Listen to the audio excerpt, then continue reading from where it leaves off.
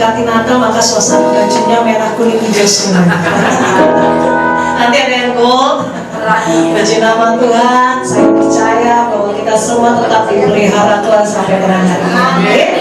Kita bangkit berdiri, kita siapkan hati kita mau masuk dalam ibadah makan. Bapak, terima kasih Tuhan untuk sekian bulan, sekian minggu yang sudah kami lalui hingga kami ada di minggu ini, minggu terakhir di bulan November Tuhan.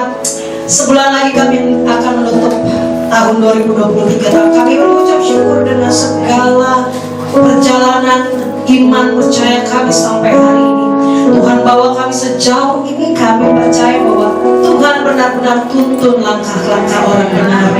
Terima kasih Bapak, kami mengucap syukur dengan semua kebaikan, pemeliharaan, kecukupan, kelimpahan yang Tuhan beri selama sepanjang dunia hidup.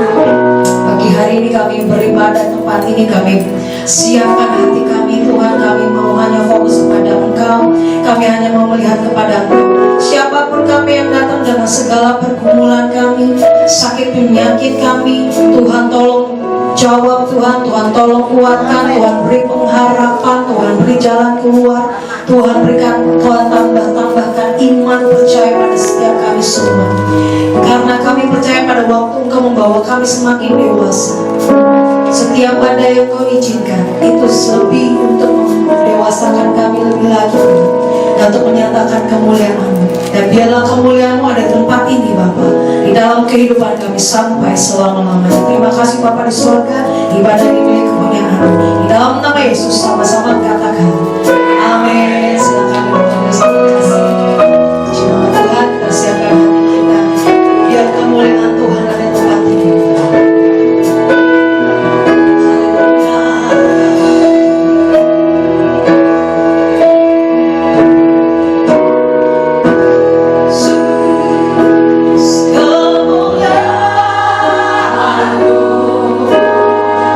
Pulihkan hatiku.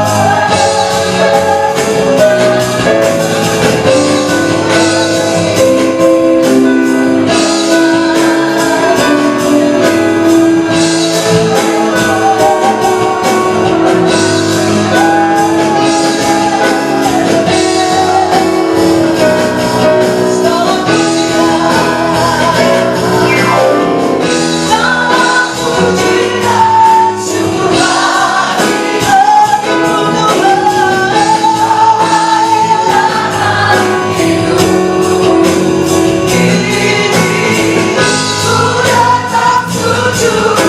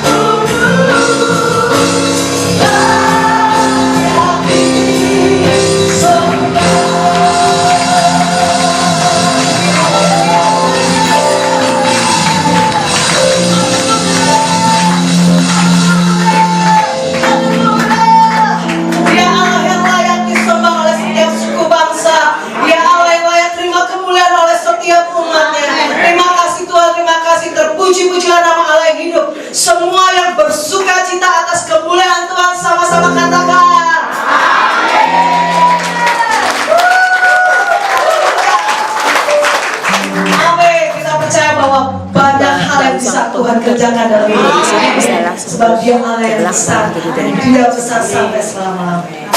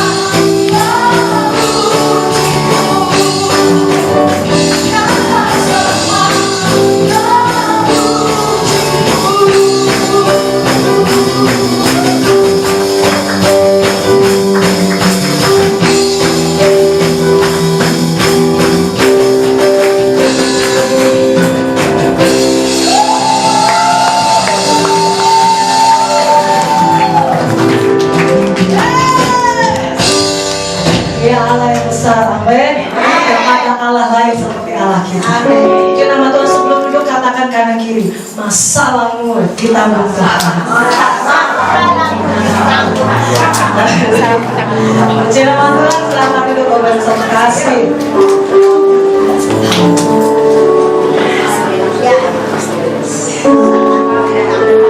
Percaya bahwa di dalam Tuhan kita diberi kekuatan, kita diberi pengharapan, sebab Dia adalah Immanuel, menyertai kita sampai selamanya.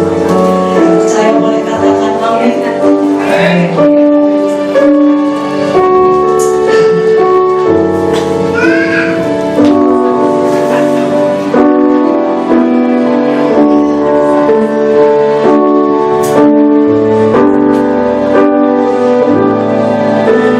Bapakku datang kan bersama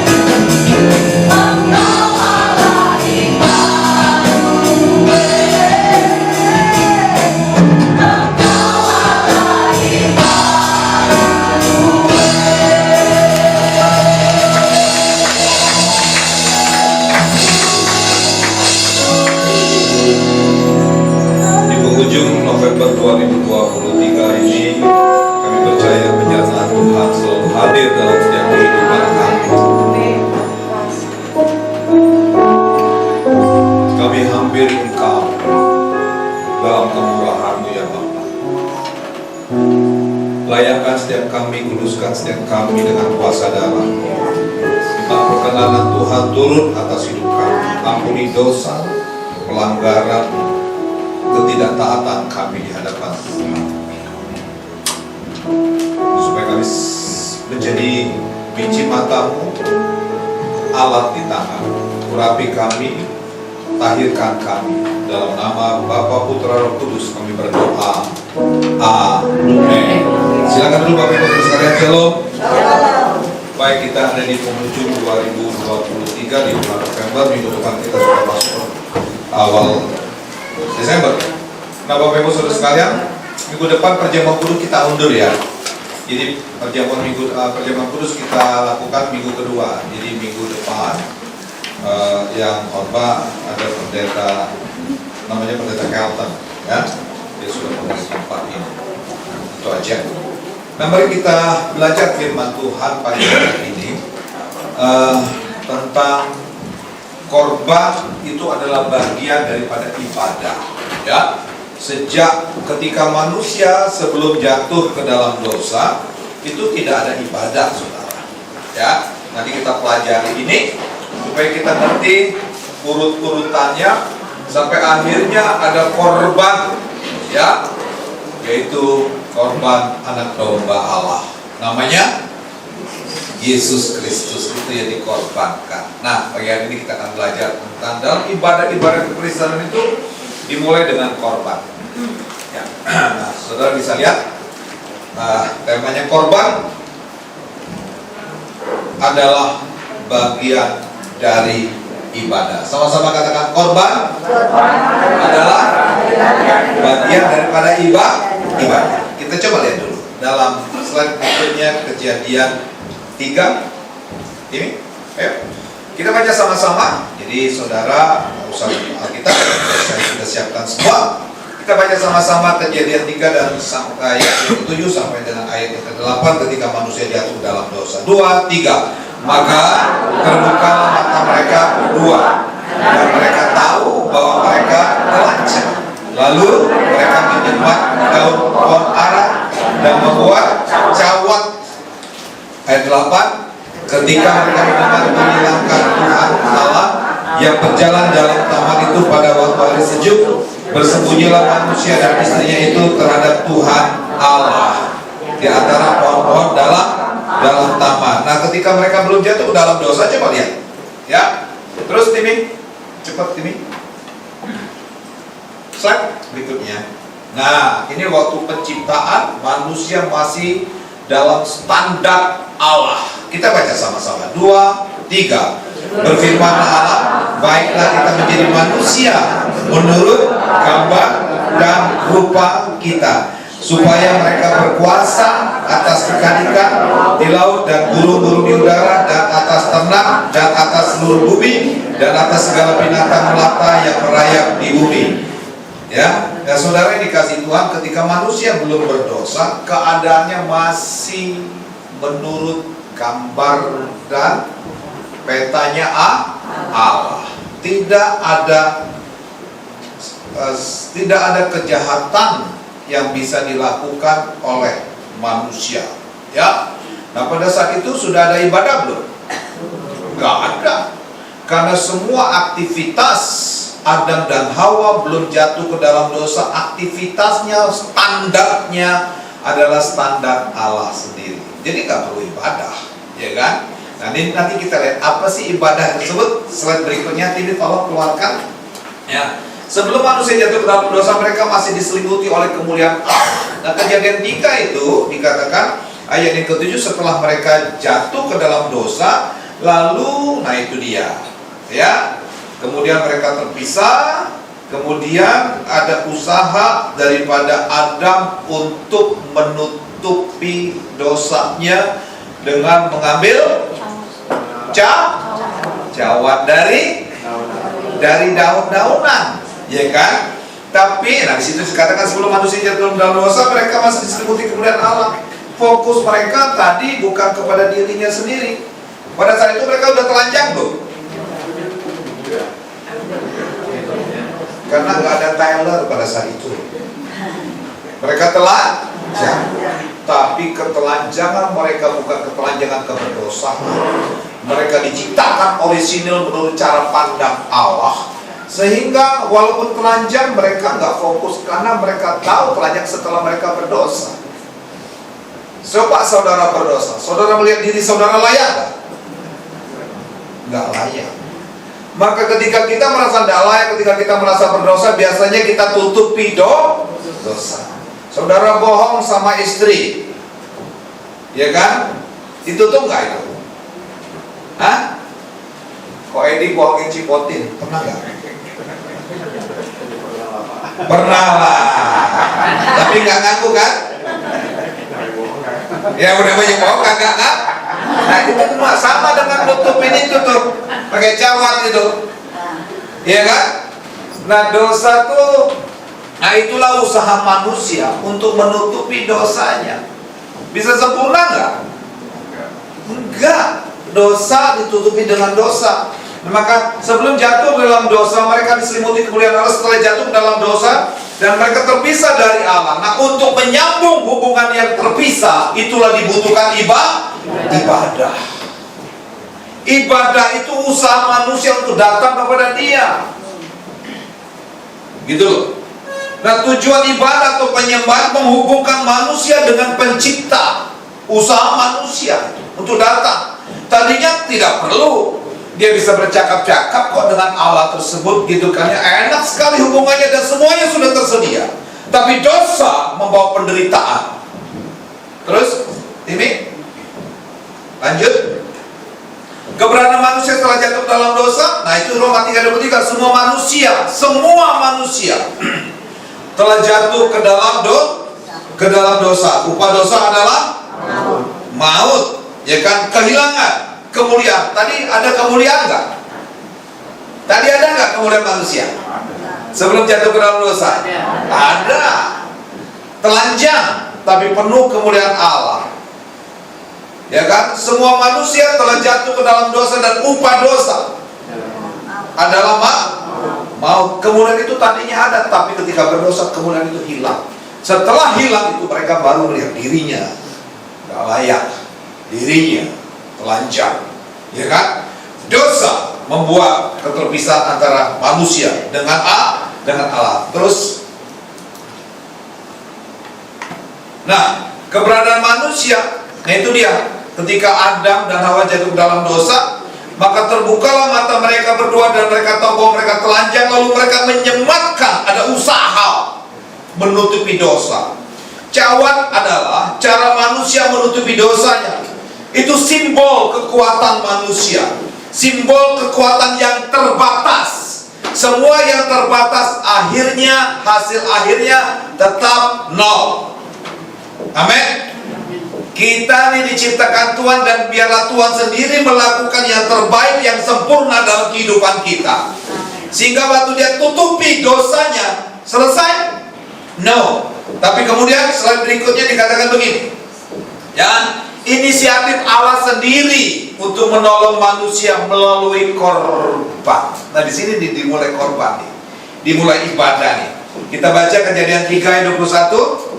Yuk sama-sama 2, 3. Dan Tuhan membuat pakaian.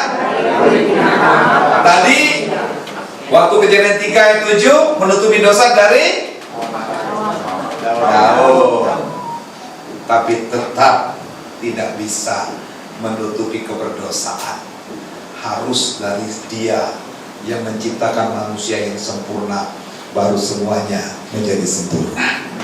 Semua usaha orang berdosa punya keterbatasan, tetapi yang tak terbatas ketika Dia memberi, hasilnya sempurna. Katakan amin, ya. Nah dikatakan dan Tuhan Allah membuat pakaian dari kulit binatang untuk manusia dan untuk istrinya, lalu mengenakannya kepada mereka. Artinya waktu Dia ambil kulit binatang tersebut harus dipotong, digorok. Jangan kayak orang Manado makan RW nggak dipotong dulu, kepalanya diketok, ya Ki ya. Kalau orang Batak motong RW dipotong dulu, darah dikorbankan. Orang Manado nggak diketok begitu aja, dibikin RW. Nah artinya begini saudara, ya waktu manusia jatuh dalam dosa, Tuhan tuh sangat sayang sekali. Tuhan sayang kepada ciptaannya. Bilang kiri kanan, Tuhan sayang sama kamu. Dia nggak rela saudara itu binasa. Dia korbankan, dia ambil kulit binatang, dia potong. Ada pertumpahan darah di situ, ada darah yang dikorbankan. Lalu kulitnya dipotong Tuhan, diambil, disematkan kepada Pak Erwin, Adam yang pertama, ditutupi. Daud tidak mengeluarkan korban darah. Slide berikutnya, ini, yuk. Sifat Allah itu, ya, yang kontras. Dia Allah yang adil, tapi dia juga Allah yang kasih. Keadilan Allah itu, dosa sekecil apapun, dosa sampai ke lubang semut pasti dicari. Itulah keadilan. Tetapi di balik keadilan Allah ada kasih Allah yang luar biasa. Sebesar apapun dosa manusia, dia harus ampuni. Katakan amin. Sehingga untuk memenuhi rasa keadilan Allah dan rasa kasihnya Allah, harusnya upah dosa adalah maut. Tapi dia sayang sama saudara dan saya. Dia ambil binatang anak domba, dia potong itu, kemudian darahnya itu yang seharusnya manusia mati menumpahkan darah akibat dosa, tapi binatang ini yang harus mati mengorbankan darahnya, lalu disematkan kepada manusia sebagai simbol cinta kasih Allah tersebut. Dari sinilah dimulai korban dosa, korban darah tersebut. Dosa adalah bentuk ketidaktaatan manusia. Kata Alkitab bilang begini, semua pohon ditanam di taman ini boleh kamu makan, tapi pohon pengetahuan yang jahat dan yang baik jangan kamu makan. Pada saat kamu makan, kamu akan mati. Coba Bu Ana nggak makan. Lah, Bu Ana nggak makan bawel. Amin. Ya iyalah, karena Hawa yang pertama makan, maka keturunan Hawa jadi bawel. Belum kita yang bawel. Tapi yang hebat nanti kita lihat ada korban yang sangat luar biasa sekali, ya kan? Terus dikatakan, slide berikutnya, tim ikutin saya dengan cepat ya. Nah disinilah dimulai korban darah dalam ibadah. Dimulai pada saat kapan? Ketika Kain dan Habel mempersembahkan korban. Korban siapa yang diterima? Korban yang mencurahkan darah. Sebab inisiatif Allah menyelamatkan manusia dengan korban darah. Tetapi kemudian Kain dan Habel mereka pengen menyembah Tuhan, memberikan yang terbaik dari Tuhan. Tapi ada salah satu daripada anak ini tidak tahu caranya. Maka kita baca Kejadian 4 ayat 3. Sama-sama kita baca 2-3. Setelah beberapa waktu lamanya, maka Kain mempersembahkan sebagian dari hasil tanah itu kepada Tuhan sebagai korban. Bagus gak ini? Dapat hasil panen, kasih kepada Tuhan. Bagus gak? Bagus. Kelihatan bagus. Belum tentu yang bagus itu benar.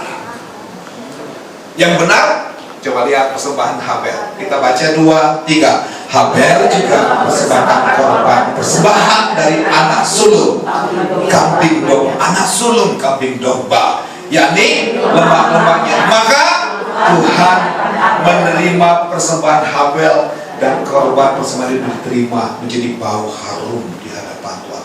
Biarlah korban persembahan saudara menjadi korban yang berbau harum di hadapan Tuhan, tapi dengan cara yang benar. Katakan amin. Amin. Maka ada pujianku bawa korban syukur. Karena pengorbanan Yesus Kristus, maka saudara bisa mempersembahkan korban syukur. Kalau enggak, bayangin, saudara harus pelihara domba. Setiap ada salah, potong domba. Sanggup enggak? Mana sanggup? ya kan? Korban Kain ditolak, korban Habel diterima. Korban adalah usaha pendekat manusia kepada Allah. Korban Kain ditolak karena tidak ada pencurahan darah. Slide berikutnya dikatakan proses. Nah, kemudian proses ibadah itu mulai berkembang, ya kan? Dari mulai mesbah kepada satu tempat yang namanya kemah, ya, tempat ibadah. Kemah itu mesbah itu kotak seperti biasa, di situ melambangkan kehadiran Tuhan. Kemudian itu dibawa, tapi kemudian proses ini berlanjut sampai kepada Abraham. Kemudian mereka bikin satu kemah. Ada proses progresivitas dalam ibadah tersebut, ya. Di tempat itulah manusia yang pertama memanggil YHWH, nama Allah tersebut, ya, Yod-We Yahweh itu, ya. Kejadian 8 ayat 20 sama-sama kita baca, yuk. 2, 3. Lalu Nuh masih mesbah, mendirikan mesbah bagi Tuhan.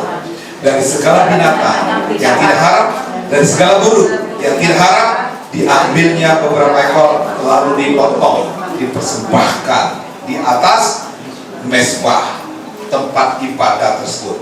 Nah, belum ada tempat yang namanya kemah. Kemudian proses berikutnya berkembang terus, Timmy, dari mesbah kepada kemah, ya. Kejadian 12 ayat 8 dan Kejadian 13 ayat 34. Sama-sama kita baca. 2, 3. Kemudian ia pindah dari satu gunungan ke sebelah timur. Mereka kan berpindah-pindah kan, itu kan. Ia memasang kemahnya di Betel, dari mesbah menjadi kemah, satu tempat yang sudah mulai besar dan terisolasi, ya, dengan Betel di sebelah barat air, di sebelah timur. Lalu ia mendirikan situ mesbah bagi Tuhan dan apa? Memanggil nama YHWH tersebut. Yang dalam perjanjian baru YHWH itu namanya siapa? Yang dalam perjanjian baru nama YHWH itu siapa? Yesus. Ya, kapan saya ajar saudara panggil Yesus? Bapak. Harus pintar dong. Kira-kira kan harus pintar dong. YHWH itu bukan Bapak. YHWH itu bukan Yesus. YHWH itu Bapak. Yesus firmannya YHWH itu, ya. Nah, Kejadian 13 ayat 3 dan 4 dikatakan begini. Sama-sama kita baca 2, 3. Ini masuk ke dalam mesbah. Ia berjalan dari tempat persinggahan ke tempat persinggahan, dari tanah Negeb sampai ke dekat Betel. Ketika mereka satu pindah tempat ke tempat lain, mereka tetap beribadah membawa mesbah. Di mana kemahnya mulai berdiri. Dari kemah di antara Betel dan Ai ke tempat mesbah yang dibuatnya dulu di sana. Disitulah Abraham memanggil nama Tuhan. Jadi dari tempat tenda itu menjadi mesbah, ya. Selanjutnya, ya, struktur dalam ibadah dalam perjanjian lama, ya kan.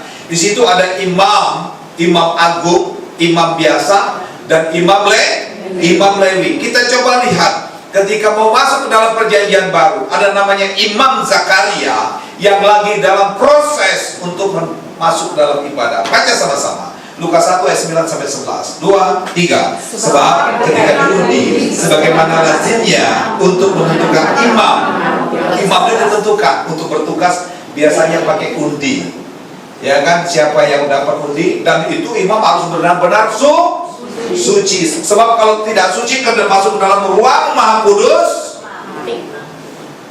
Kalau masih bawel, kalau masih bohong, kalau apa lagi?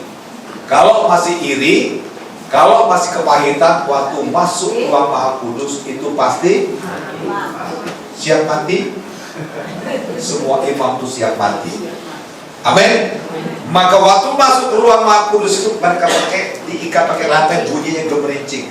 Kalau dia masih bergerak mempersembahkan korban, ya, nanti kita lihat apalagi korban pendamaian itu yang dilakukan oleh bangsa Israel setahun sekali, yang diwajibkan oleh Allah, itu mereka pasti mati punya kalau nggak kudus. Yuk, dikatakan sebab ketika diundi sebagaimana lazimnya untuk menentukan imam yang bertugas, dialah yang ditunjuk untuk masuk ke dalam bait suci dan membakar ukupan di situ, untuk membakar ukupan. Sementara itu seluruh umat berkumpul di luar. di ruang kolam pembasuh, ya kan? Berkumpul di luar dan sembahyang. Waktu itu adalah pembakaran ukupan. Maka tampaklah Zakaria, seorang malaikat Tuhan. Malaikat Tuhan ini malah Yahweh, bukan malaikat biasa. Berdiri di sebelah kanan mesbah pembakaran ukupan. Nah, imam ini diundi. Terus slide berikutnya, tim. Nah, saudara, dalam struktur tadi bahwa dosa dirinya sendiri dan yang membawa dosa bangsa Israel. Dia korban potong domba, itu kan dipersembahkan dalam mesbah Tuhan. Itu sudah dalam kemah. Selanjutnya dikatakan, nah, bertahun-tahun dilakukan seperti itu, potong domba. Berapa banyak domba? Tiba-tiba Yesaya menubuatkan akan ada satu hari kelak, bukan lagi binatang yang dikorbankan, tapi ebed Yahweh. Nah, dikatakan dalam Yesaya 52:13. Sama-sama kita baca. Ini nubuatan Yesaya, Nabi Yesaya sebelum Yesus lahir 600 tahun kemudian. Kita baca sama-sama Yesaya 52:13, 2-3. Sesungguhnya hamba akan berhasil, ia akan ditinggikan, disanjung dan dimuliakan. Kata kitab Yesaya, ada suatu saat nanti tidak lagi korbannya binatang, tapi dikatakan hambaku ebed Yahweh akan dimuliakan, akan ditinggikan. Tetapi waktu dia dikorbankan, ditinggikan gak itu? Waktu Yesus dikorbankan, ditinggikan gak itu? Tidak. Dia direndahkan, dia dicaci maki, dia dipukul, dia ditendang, dia diludahi, mewakili dosa dan pemberontakan saudara dan saya. Nubuatan itu menggenapi. Yesaya 53 ayat yang kelima sampai ayat yang ke-7. Sama-sama kita baca. 2-3. Tetapi dia tertikam oleh karena pemberontakan kita, dia dirembukan oleh karena, bilang kiri kanan, kamu jahat loh waktu itu. Iya kan? Betul kan? Kejahatan kita masih jahat nggak? Masih suka jahat nggak? Dikit juga. Dosa sekecil apapun membawa namamu masuk ke dalam neraka. Dosa 10 kilo sama dosa 1 on sama nggak? Sama. Ditenggelamkan dalam laut, tenggelam nggak? Tenggelam. Dosa, maka arah keadilan Allah itu dosa sekecil apapun membawa saudara kepada neraka. Tapi dosa sebesar apapun asal saudara datang kepada Yesus diampuni. Katakan amin. Nah, ayat yang kelima, dia tertikam oleh karena pemberontakan kita, dia dirembukan oleh karena kejahatan kita. Ganjaran yang mendatangkan keselamatan bagi kita ditimpakan kepadanya, dan oleh bidul-bidulnya kita menjadi sembuh. Karena kita sekalian sesat domba. Masing-masing kita mengambil jalan. Kita ini kan masing-masing kan. Kita tuh ditegur, marah, dasar lu, cuma ngoceh aja. Padahal yang dioceh itu ada tujuannya untuk kebaikan. Masing-masing mengambil jalan sendiri, suka-sukanya. Orang sekarang kan suka-sukanya. Tetapi Tuhan telah menimpakan kepadanya kejahatan kita sekalian. Ayat 7 sama-sama kita baca. 2-3. Dia dianiaya. Ini ditinggikan enggak? Tidak. Tetapi nubuat Yesaya, akan ada waktunya dia seorang ebed Yahweh akan ditinggikan, tapi melalui perendahan. Saudara, kalau mau diangkat Tuhan harus melewati yang namanya salib. Tanpa salib tidak akan ada kemuliaan Allah. Katakan amin. Tanpa masalah nggak akan ada mujizat. Siapa yang mau mujizat angkat tangan. Saya berdoa supaya masalah banyak. Ya iyalah. Kalau saudara masih bisa lakukan sesuatu, berarti mujizat tidak akan pernah terjadi. Tetapi ketika saudara sudah tidak mampu lagi, Tuhan tolong, maka Tuhan akan datang menolong saudara. Tapi kerjakan dulu bagianmu, jangan cuma sekedar minta mujizat. Amin. Mujizat itu sudah tersedia. bagian kita mentaati, tapi seringkali dosa itu adalah ketidaktaatan kita melanggar kebenaran firman Allah. Nah dikatakan, tetapi dia membiarkan dirinya ditindas dan tidak membuka mulutnya, seperti anak domba yang dibawa kepada pembantaian, seperti induk domba yang keluh di depan orang-orang yang menggunting bulunya, ia tidak membuka mulutnya. Ayat 8 dari Filipi 2, sama-sama kita baca. 2, 3. Dan dalam keadaannya sebagai manusia, ia telah merendahkan dirinya. Terus taat sampai mati, bahkan sampai mati di atas kayu salib. Luar biasa.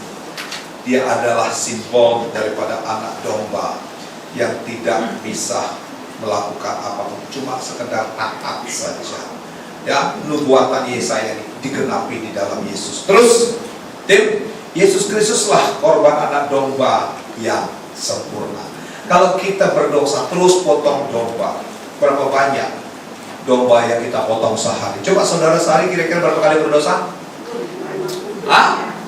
Mau berapa banyak tuh domba? Makan tuh domba, dia kan nggak selesai.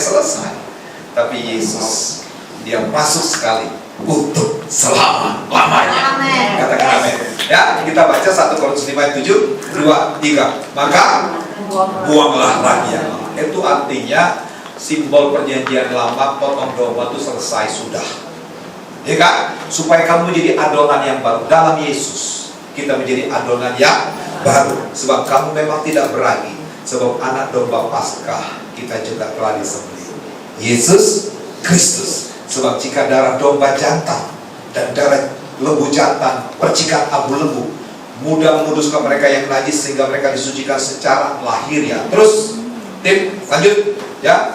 Ayat 9 dari Ibrani, pasal 9 Ibrani 3:14. Sama-sama kita baca 2, 3. Betapa lebihnya darah Yesus Kristus yang oleh Roh yang kekal telah mempersembahkan dirinya sendiri kepada Allah sebagai persembahan yang tak bercacat dan menyucikan hati nurani kita dari perbuatan yang sia-sia, supaya kita dapat beribadah kepada Allah yang hidup. Ketika bait Allah terbuka waktu di atas Kalvari, Yesus berkata, sudah selesai. Kita layak di hadapan Tuhan melalui korban darah, kepala yang berlumuran darah, tangan yang berlumuran darah, kaki yang berlumuran darah. Sebentar kita merayakan kelahiran Yesus Kristus tanggal 24 Desember. Di gereja kita akan merayakan Natal, saya sekaligus pengumuman, tanggal 24 Desember jam 6 sore. Ya kan? Jam 6 sore. Banyak artis-artis surgawi berturunan ke tempat ini. Oke, kembali kepada slide tadi, tim, salam tim. Ya kan? Nah kita baca sekarang Ibrani 9 dari 23 sampai 24. Sama-sama kita baca 2, 3. Jadi segala sesuatu yang melambangkan apa yang ada di surga. Perjanjian lama itu melambangkan ya apa yang ada di surga tentang penyembahan tersebut. Tapi penggenapannya, maka perjanjian lama itu disebut dengan bayangan karena belum ada yang ke surga. Tapi perjanjian baru itu adalah yang dari surga turun, menyatakan ada apa dalam kekekalan tersebut di dalam Allah Bapa tersebut. Kita baca. Jadi segala sesuatu yang melambangkan apa yang ada di surga harus ditahirkan secara demikian. Tetapi benda-benda surgawi sendiri oleh persembahan-persembahan yang lebih baik daripada itu. Ayat 24, sebab Kristus bukan masuk ke dalam tempat kudus buatan tangan, mezbahnya bukan buatan tangan Abraham, tangan Nuh lagi, tapi mezbahnya buatan tangan Allah. Amin. Yang hanya merupakan gambaran saja dari yang sebenarnya. Perjanjian lama itu gambaran dari perjanjian baru, tetapi ke dalam surga sendiri untuk menghadap hadirat Allah guna kepentingan kita. Nah dikatakan selanjutnya ya, Yesus Kristus adalah korban yang sempurna. Sempurna enggak? Sekali untuk selama-lamanya. Ya kan? Kalau domba sempurna enggak? nggak bisa. Setiap kali berdosa, potong domba. Tapi Yesus sekali untuk selama-lamanya. Sangat luar biasa sekali. Yesus adalah korban yang sempurna. Yesus adalah korban Paskah tersebut yang dirayakan oleh bangsa Israel. Yang hebat lagi di dalam Yesus, korbannya Yesus, dia sekaligus sebagai imam, ya kan? Dia korban, dia adalah imam.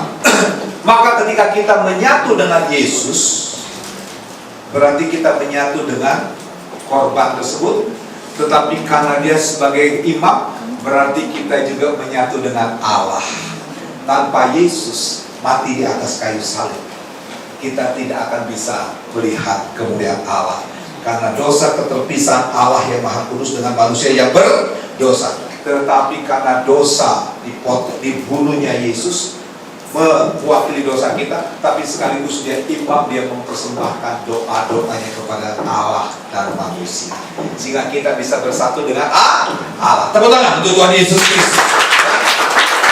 Yesus yang menjadi jembatan, ya, karena kemanusiaannya yang dikorbankan ini manusia. Yesus yang menjadi manusia untuk dosa manusia, dan dia menjadi imam yang adalah pengantara Allah dan manusia. Jadi korban Yesus sekali untuk selamanya. Selanjutnya, kekristenan dasarnya adalah korban yang dinyatakan dalam Yesus Kristus. Kita baca Lukas 22 ayat 19 sampai 20, sama-sama kita baca 2, 3. Lalu ia mengambil roti, mengucap syukur, memecah-mecahkannya dan memberikannya kepada mereka. Katanya, inilah tubuhku yang diserahkan bagi kamu. Perbuatan ini menjadi peringatan akan aku. Demikian juga dibuatnya dengan cawan sesudah makan. Ia berkata, cawan ini adalah perjanjian baru oleh darahku yang ditumpahkan. Yesus melakukan ini sebelum dia disalibkan, bikin perjamuan kudus agar murid-muridnya tahu bahwa dirinya akan dipersembahkan. Inilah tubuh dan darahku, ya kan? Dikatakan cawan ini adalah perjanjian baru. Alkitab kita disebut perjanjian lama dan perjanjian baru. Nah, perjanjian baru itu adalah cawan, adalah tubuh dan darahnya, bukan kitab. Perjanjian baru itu nanti saudara bisa lihat. Perjanjian baru itu bukan kitab, tapi Yesus yang mempersembahkan tubuh dan darahnya. Alkitab sudah ada belum waktu itu? Waktu Yesus mempersembahkan tubuh dan darahnya, Alkitab sudah ada belum? Belum. Cuma perjanjian lama. Maka cawan ini ada perjanjian baru. Dan nanti saudara lihat penjelasannya. Saya jelaskan di situ. Terus, cawan itu adalah perjanjian baru. Perjanjian baru bukanlah hukum, namun sakramen. Sesuatu yang suci. Kenapa? Yesus mencurahkan tubuh dan darahnya. Itulah sakramen. Nah, pengalaman hidup orang-orang dulu, ya, bersama Yesus yang hidup di sekitar cawan itu, lalu setelah Yesus mati, dikuburkan, bangkit dan naik ke surga, mereka tetap melakukan perjamuan kudus. Disitulah baru ditulis Alkitab. Jadi perjanjian baru itu adalah Yesus yang menyerahkan tubuh dan darahnya, ya. Dikatakan perbuatlah itu. Jadi waktu kita melakukan perjamuan kudus itu, ya kan, kita sedang mengingatkan kebaikan Yesus. Sejak zaman itulah ibadah ditetapkan oleh Tuhan Yesus pada gerejanya melalui perjamuan kudus. Apa maksudnya perjamuan kudus? Slide berikutnya, ini.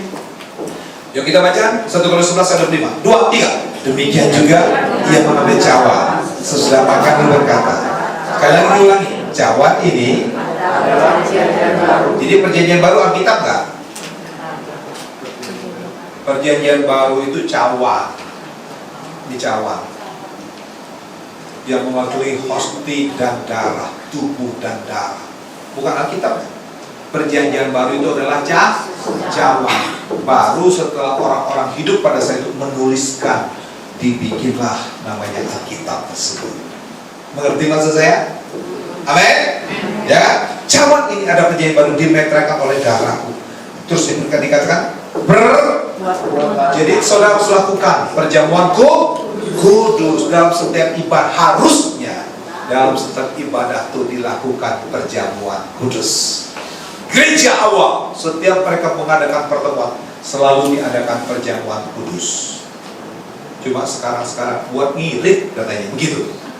Sebulan sekali. Harusnya perbuatlah itu setiap kali kamu minumnya, menjadi peringatan bahwa Yesus menyerahkan tubuh dan darahnya demi saudara dan saya, supaya kita tidak mati melainkan hidup kekal bersama-sama dengan Dia. Ketika kita ikut dalam perjamuan kudus, kita sedang ikut bersekutu dengan tubuh dan darah. Jadi kalau saudara ibadah apalagi awal bulan, kejar itu, saudara sedang bersekutu dengan tubuh dan darah Yesus. Semakin sering kita ambil bagian dalam perjamuan kudus, maka semakin kuat ikatan kebersamaan kita dengan Yesus Kristus. Yang setuju katakan yes. Jadi yang tidak sering datang awal bulan, saudara tidak bersekutu. Itu dikatakan Alkitab, ya kan? Jadi sebelum manusia jatuh ke dalam dosa, tidak ada ibadah yang dilakukan, sebab semua aktivitas adalah gambar dan kodrat Allah Bapa. Karena tidak ada dosa. Tadinya Adam dan Hawa tinggal di mana, saudara? Sebelum jatuh dalam dosa, kita coba lihat Kejadian 2. Udah selesai ya, Tim? Oke. Kemudian kita lihat Kejadian 2, ya, ayat yang ke-8. Kejadian 2 ayat 8 dikatakan begini. Waktu manusia belum jatuh dalam dosa, Kejadian 2 ayat 8 sampai dengan ayat yang ke-14. Kejadian 2. Yuk baca sama-sama Alkitab saudara. Buka Kejadian 2. 3. Selanjutnya Tuhan Allah membuat taman di Eden. Di sebelah timur, disitulah ditempatkannya manusia yang dibentuknya Adam dan Hawa, ya kan? Lalu Tuhan Allah menumbuhkan berbagai-bagai pohon dari bumi yang menarik dan yang baik untuk dimakan. Wah, gak ada penyakit loh, makan buah tinggal ambil, ya kan? Kemudian pohon kehidupan di tengah-tengah taman itu, serta pohon pengetahuan tentang yang baik dan yang jahat. Jadi pohon yang baik dan yang jahat ada di taman Eden, ya. Ayat 10 sampai ayat 14, 2, 3. Ada suatu sungai mengalir dari Eden untuk membasahi taman itu, dan dari situ sungai itu terbagi menjadi 4 cabang. Yang pertama namanya Pison, yakni mengalir mengelilingi seluruh tanah Hawilah. Ini tanah Hawilah ini, ya, diperkirakan di India. Di India itu mengalir, dikatakan pertama namanya Pison yang mengalir mengelilingi seluruh Hawilah. Nah, ini diperkirakan dari sekitar India. Nama sungainya di India itu dulu ada namanya sungainya Sungai Saraswati, atau sungainya nama Brahmaputra. Sungai Brahmaputra ini masih ada sampai sekarang. Nah, kemudian dikatakan di dalam ayat yang berikutnya, tempat emas ada, dan emas dari negeri itu baik, di sana damar, berdolar, dan batu krisopras. Namun sungai yang kedua, Sungai Gihon. Sungai Gihon ini di sekitar tanah Kus. Kus ini di Ethiopia, ya. Kemudian dari sungai Ethiopia ini berikutnya nama sungainya ketiga ialah Sungai Tigris yang mengalir di sebelah timur Asyur, ya kan? Ini Asyur ini antara Irak dan Iran. Asyur itu antara Irak dan Iran. Jadi luasnya Taman Eden itu, saudara bayangkan sebelum manusia jatuh dalam dosa, dari Ethiopia sampai ke India, Sungai Saraswati itu sampai ke Irak, dan Iran sampai ke Mesir sana. Itulah luasnya Taman Eden. Nah, manusia yang disuruh mengelolanya namanya Adam dan Hawa. Tapi waktu itu Adam dan Hawa belum jatuh ke dalam dosa. Betapa luar biasanya kualitas Adam dan Hawa sebelum jatuh ke dalam dosa. Tetapi karena jatuh ke dalam dosa, maka degradasi dan turunlah kualitas manusia tersebut. Dulu sudah ada pesawat belum? Burak juga belum ada. Ya kan? Pesawat Garuda apalagi. Tapi Adam bisa kontrol dari Ethiopia, India, sampai ke Irak, Iran, sampai ke sungai Mesir, sungai Nil. Ya, sungai Nil biru itu dari Ethiopia, ujungnya kepada sungai yang ada di Mesir tersebut. Betapa panjangnya, lebarnya, luasnya Taman Eden tersebut. Tetapi setelah dosa rusak, kapasitas kemampuan manusia sudah jadi melorot, sehingga Taman Eden sekarang menjadi Taman Edan. Saudara tahu ada arti Eden? Eden itu namanya, artinya kastil. Tuhan bikin kastil untuk Adam dan Hawa sebelum jatuh ke dalam dosa. Tuhan itu suka yang kasih yang terbaik buat manusia. Siapkan diri saudara, sebelum mengakhiri tahun 2023, Tuhan akan kasih yang terbaik bagi saudara. Kalau saudara sungguh-sungguh hidup bersekutu, masuk dalam perjamuan dengan Allah tersebut, satu roh, satu jiwa dengan Yesus Kristus. Tapi Kejadian 3 ayat 23, coba lihat Kejadian 3 ayat 23, setelah manusia jatuh ke dalam dosa.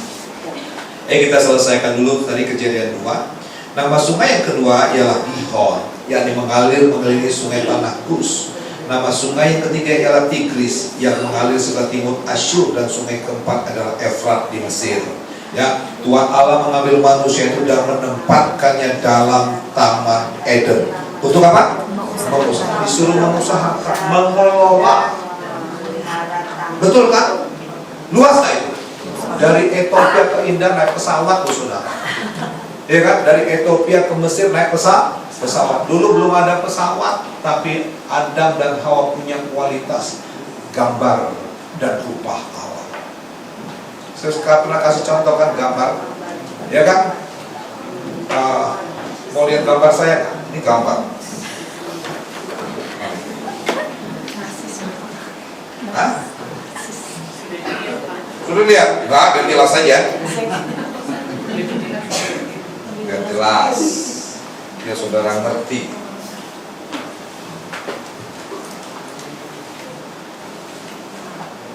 Ya, ini gambar. Kalau rupa saya mana? Yang mana? Gambar sama rupa tuh beda nggak? Bedanya di mana tuh anak? Kurang jelas kalau gambar. Belum ke saya deketin biar jelas. Ini gambar. Rupa saya mana? Ini yang jelas. Ini gambar.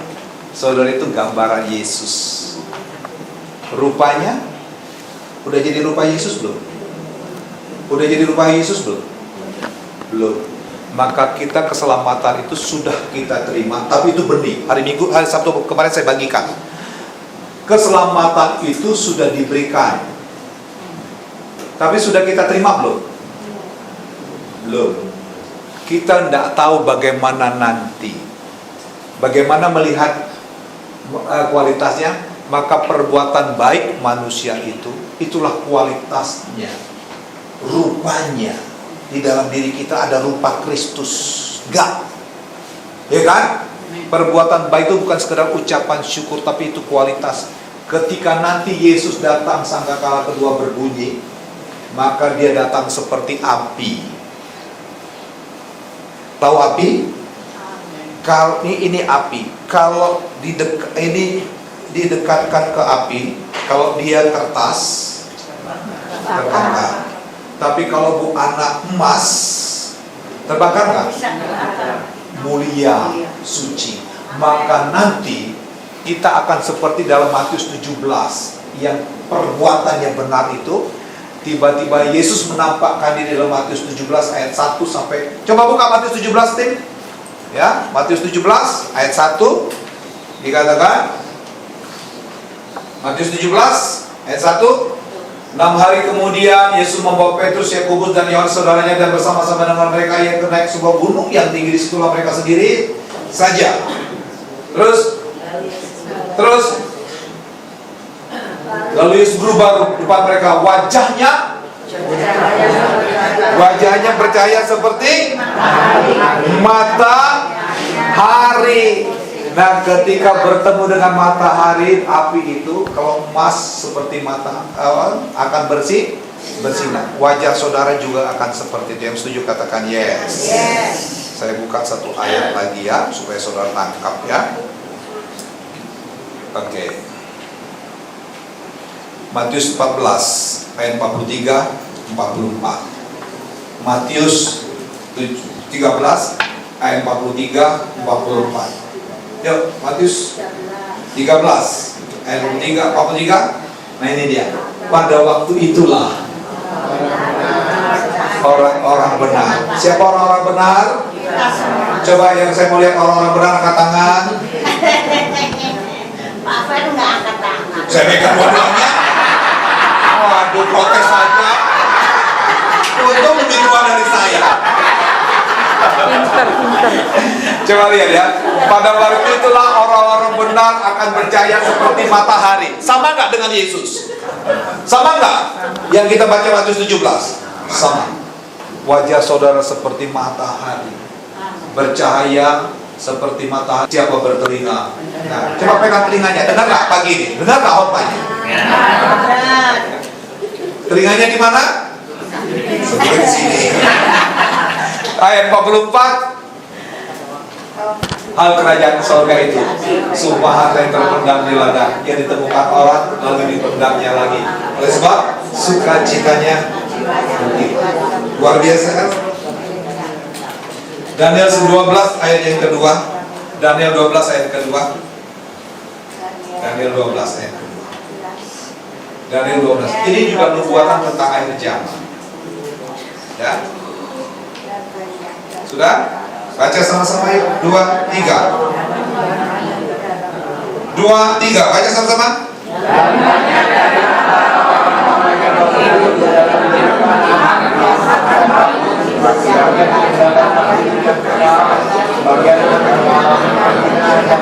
Nah, ini orang yang mati dalam Yesus. Dan banyak dari antara orang yang telah tidur, mati dalam tubuh tanah, akan bangun. Sebagian untuk mendapat hidup yang kekal, sebagian untuk mengalami yaitu yang kertas, yang jerami itu berbakar. Kita belum tahu kelak keadaan kita, kata Alkitab. Apakah kita emas, perak, permata, atau emas, atau jerami. Maka Filipi 2 berkata begini, kerjakanlah keselamatan bersih. Kita selamat, itu benih. Tapi benih itu kita bergerak terus. Ya, 2 Petrus 1 ayat 4 dikatakan, 2 Petrus 1 ayat 4, 2 Petrus 1 ayat yang keempat, tim saya tutup dengan ini, dengan jalan itulah ia telah menganugerahkan kepada kita. Ada janji firman Tuhan yang menuntun kita, dan yang sangat besar, supaya olehnya kamu boleh mengambil. Nah, kita ini harus ambilin bagian dalam kodrat ilahi dan luput dari hawa nafsu dunia. Kita kan punya hawa nafsu kan, maka kita harus ambil bagian berbuat baik. Jadi perbuatan baik bukan ucapan syukur, tapi untuk mengambil bagian dalam kodrat ilahi, supaya nanti kita dikembalikan seperti Tuhan menciptakan kita dari awal menurut gambar dan rupa Allah tersebut yang dinyatakan di dalam firman, ya kan? Yesus itulah gambar di dalam kitab apa itu? Sebentar. Yesus itu gambar. Mana dia? Saya lupa. Kolose 1 ayat 15. Kolose 1 ayat 15. Dialah gambar Allah itu Yesus itu. Coba baca sama-sama. Kolose 1 ayat 15. Mari kita bagi berdiri semua. Musik, tolong mic. Ya. Allah menciptakan kita menurut gambar dan rupanya. Tapi yang menyatakan gambar itu siapa? Yang menyatakan gambar dan rupa Allah itu siapa? Bukan saudara dan saya, cuma Yesus. Maka kita harus ambil bagian dalam Yesus. Sama-sama kita baca yuk, 2, 3. Ia gambar Allah yang di atas, yang sebelum lebih utama dari segala. Kita diciptakan memang menurut gambar dan rupa Allah. Tapi yang jeblak 100% copy paste itu, ia adalah rupa. Ia adalah gambar Allah yang tak kelihatan. Maka kita harus serupa dengan Yesus Kristus Tuhan. Amin. Teruslah bawa korban hidup saudara. Persembahkanlah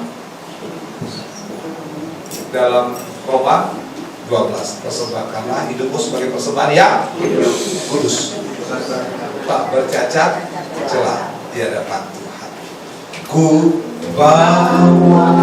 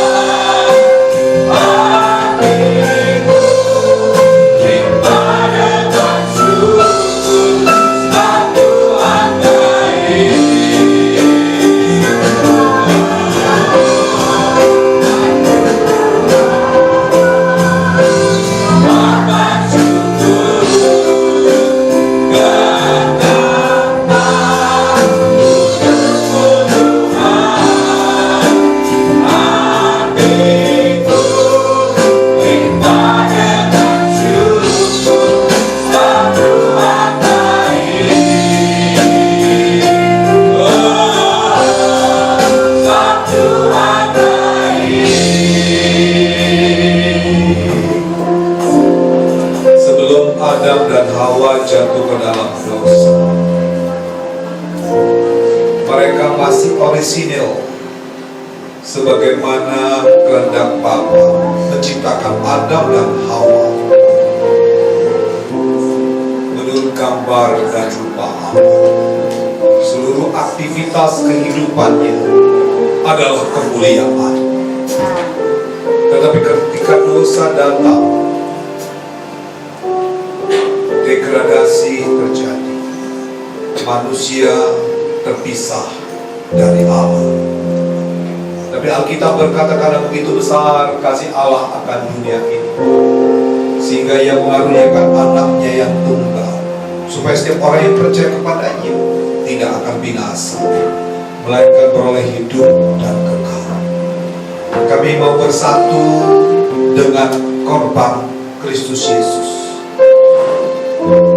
Kami mati dari segala dosa dan pelanggaran kami, dan kami mau hidup seperti Kristus Yesus ketika Dia bangkit menjadi kami menjadi ciptaan yang baru. Tuhan ampuni dosa, pelanggaran, kesalahan. Karena pemberontakan kamilah Engkau tertikam. Karena kejahatan kamilah Engkau dihina, dicaci dan diludah. Karena kesalahan kamilah Engkau harus menanggung semua sakit, kutuk, supaya kami dilepaskan dari kematian, dari kutuk dosa, hukum dosa dan hukum maut tersebut. Kami bersyukur, berterima kasih Tuhan. Sebab itu kami mau terus bersekutu dengan Engkau, masuk dalam persekutuan, hidup dalam persekutuan dengan Engkau, menyatu dengan tubuh dan darah Yesus Kristus. Sekali lagi Bapa, ampunilah dosa, kesalahan, pelanggaran kami, ketidaktaatan kami, ketidaksetiaan kami. Mengakhiri 2023 ini, kami mau sungguh-sungguh di dalam Engkau Tuhan, supaya kami alami kuasa janji-janji firman. Sembuhkan umat-Mu yang sakit, kuatkan mereka yang lemah, tahirkan hidup kami. Yang bersusah Kau hibur Tuhan, yang tertutup jalannya Kau buka jalan buat mereka, pintu-pintu baru Kau bukakan. Sebab bagi Tuhan tak ada yang mustahil. Dalam nama Tuhan Yesus, sama-sama katakan amin. Silakan duduk Bapak Ibu Saudara sekalian.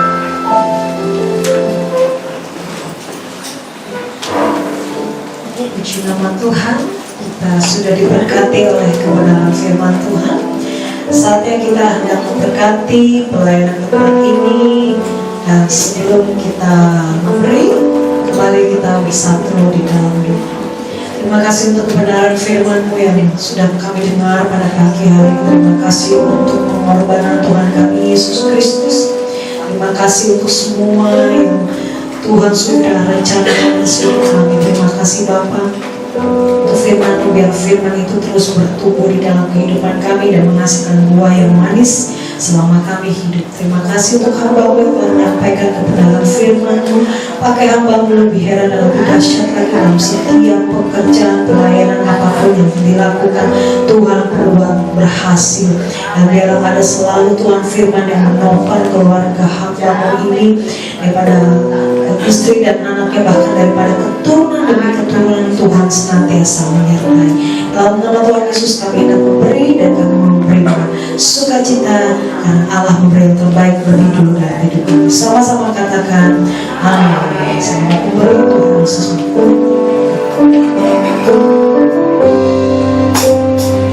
I love you Lord, for your mercy never fails me. All my days I've been held in your hand. No matter what, until I lift my head, oh, I will sing of the goodness of God.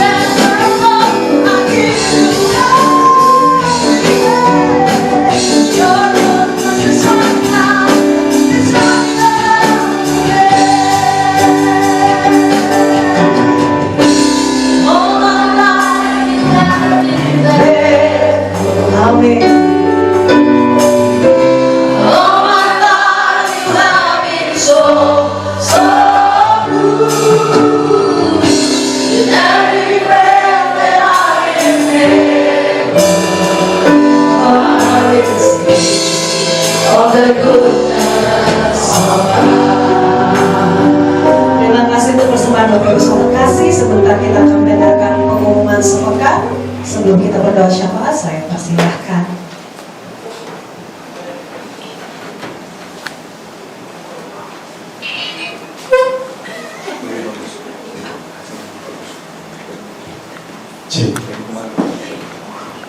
Shalom Bapak Ibu.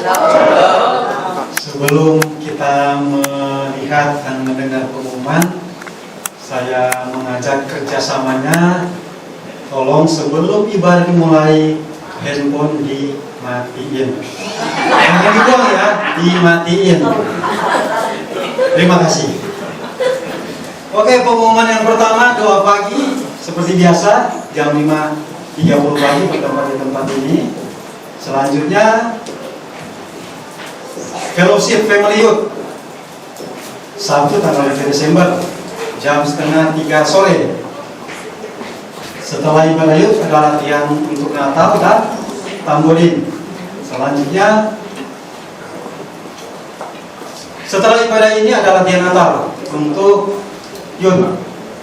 Selanjutnya masih youth lagi.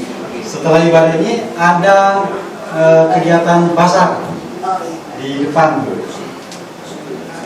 Nah, untuk ibadah minggu depan sudah disampaikan oleh gembala kita. Minggu depan belum ada perjamuan, nanti minggu kedua, dan akan dilayani oleh Pak Charlton Anton Junior. Oke, ibadah Natal GB Shine and Glory tadi juga sudah disampaikan oleh gembala kita tanggal 24 Desember 2023 jam 18 atau jam 6 sore, hanya satu kali ibadah. Ingat ya Bapak Ibu, tanggalnya kayaknya bagus ya, 24, 23. Awas ya Bapak Ibu ya, mentang-mentang tanggalnya bagus, cantik, udah ambil handphone, pasang kodial, awas ya. 10% gereja, cantik. Oke, sekian pengumuman. Terima kasih, Tuhan Yesus memberkati. Saya undang kita semua berdiri, kita akan akhiri ibadah kita dengan doa.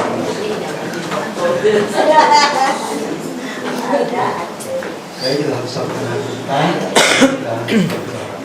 Kami mengucap syukur buat kasih setiamu ya Tuhan. Engkau baik, sungguh baik, Engkau sangat baik. Engkau boleh mempertemukan kami kembali jemaat-jemaat-Mu GB Shine and Glory di tempat ini. Kami boleh memuji memuliakan nama-Mu. Terima kasih untuk sepanjang minggu yang sudah kami lewati ya Tuhan. Engkau sudah memberkati kami dengan berkat yang luar biasa ya Tuhan. Terima kasih Bapak, terima kasih. Kami juga berdoa ya Tuhan buat firman yang telah disampaikan oleh hamba-Mu pada pagi siang hari ini.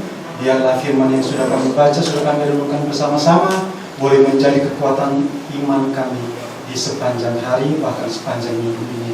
Kami juga berdoa buat hamba-Mu Pak Fernando yang sudah Engkau kirim untuk menyampaikan firman-Mu ya Tuhan. Engkau berkati hamba-Mu ya Tuhan, berkati pelayanannya ya Tuhan, berkati usaha pekerjaannya ya Tuhan, keluarganya Engkau berkati Tuhan. Kami juga berdoa buat istrinya Ibu Yuni, Engkau jaga Yuni, Engkau berkati juga anaknya kiranya Tuhan. Dimanapun hamba-Mu berada Tuhan, Engkau lindungi, Engkau jaga, Engkau berkati. Bahkan keluarga besar daripada kedua hamba-Mu ya Tuhan, kami serahkan ke dalam tangan-Mu ya Tuhan. Terima kasih. Kami juga berdoa ya Tuhan buat hamba-hamba-Mu jemaat-jemaat GB Shine and Glory ya Tuhan, yang belum sempat hadir pada pagi siang hari ini ya Tuhan. Dimanapun mereka berada saat ini ya Tuhan, Engkau berkati, Engkau jaga dunia ya Tuhan. Yang sakit Engkau sembuhkan ya Tuhan, di dalam nama Tuhan Yesus Kristus. Terima kasih ya Tuhan, terima kasih Bapa. Kami juga berdoa buat hamba-hamba-Mu yang sudah ambil bagian di dalam pelayanan di pagi siang hari ini ya Tuhan. Berkati hamba-hamba-Mu Tuhan, pendoa syafaat Engkau berkati ya Tuhan. Diaken-diakones Engkau berkati Bapa. Guru-guru sekolah minggu, youth Engkau berkati ya Tuhan. Bahkan tim musik WL Singers ya Tuhan, tim media GB Shine and Glory, Engkau berkati dengan kesehatan kekuatan yang terbaik.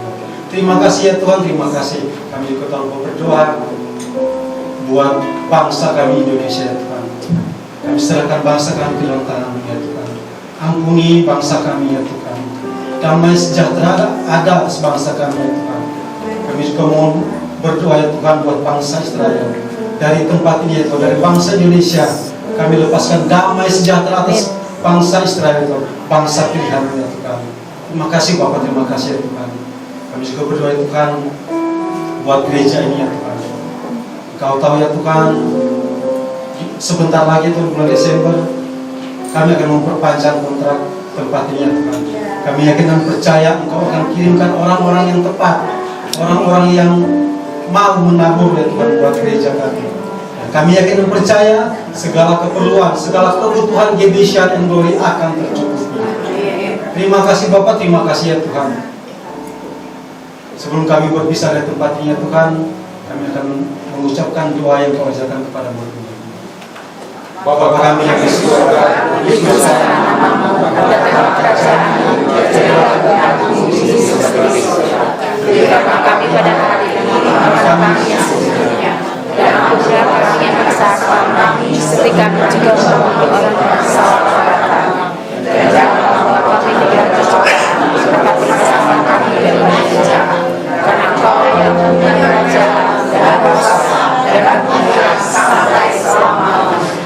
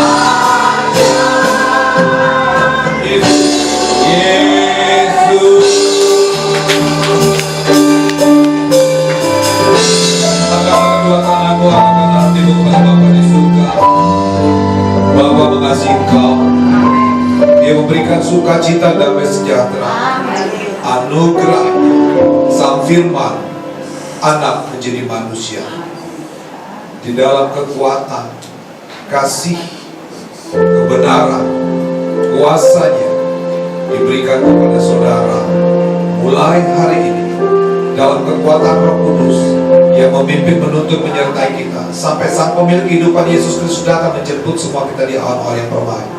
Yang berbahagia bersukacita sama-sama katakan amin.